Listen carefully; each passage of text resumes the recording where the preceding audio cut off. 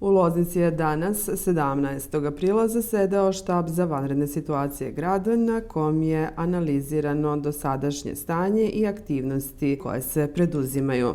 Nakon sednice, gradonačelnik Loznice i komandant štaba Vidoje Petrović izneo je zaključak. Ovom prilikom želim da istaknem da, imajući u vidu svu složenost stanja u kojem se nalazimo, sve nepredvidivosti, da možemo biti zadovoljni, dakle, da, kako se to onako popularno kaže, da su stvari u potpunosti pod kontrolom, da imamo odličnu saradnju sa našim sugrađanima, dakle, da građani Loznice se zaista u najvećoj mogućoj meri vrlo odgovorno ponašaju, ali ja moram da kažem i da svi organi na teritoriji grada Loznice zaista posvećeno obavljaju svoj posao.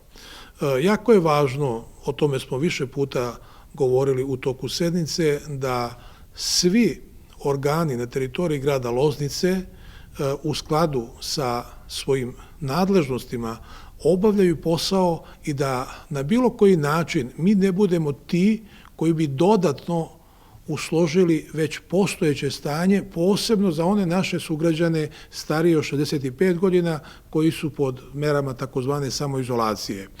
Mi ćemo nakon uskršnjih praznika nastaviti da delimo pakete za naše najstarije sugrađane. Podsjetit ću, dakle, reč je o 11.263 penzionera kojima će biti dodeljeni paketi pomoći.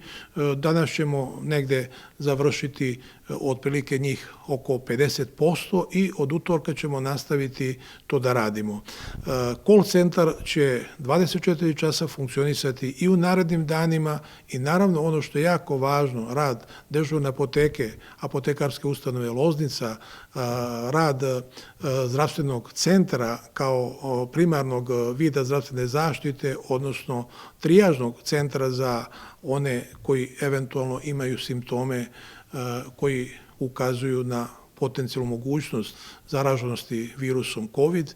Nastavit ćemo takođe da organizujemo da naša preduzeća i ustanove, dakle, obavljaju svoj posao. Ukoliko temperatura bude ispod 12 stepeni, toplana će grejati grad, bez obzira što je okončana grejna sezona. Komunalno preduzeće Naš dom će nastaviti svoje aktivnosti. Posebno ćemo nastaviti aktivnosti, dakle, kada je u pitanju ta pomoć najstarijima, dakle, ukoliko se ukaže potreba da se nekome kupe lekovi, da se nešto obezbedi, oni preko našeg call centra mogu da dobiju punu podršku i preko naših volontera. Dakle, jednom rečju možemo da kažemo da sa nešto više optimizma da se odnosimo prema nastupajućem vremenu.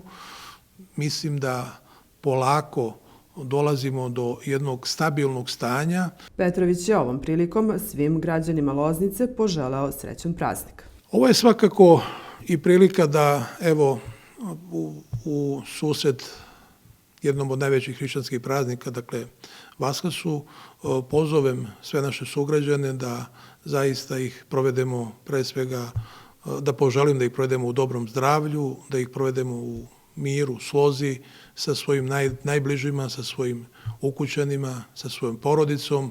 Ovo je možda prilika da se nekako malo u svojoj porodici osetimo zaista kako bi to trebalo da bude kao članovi porodice.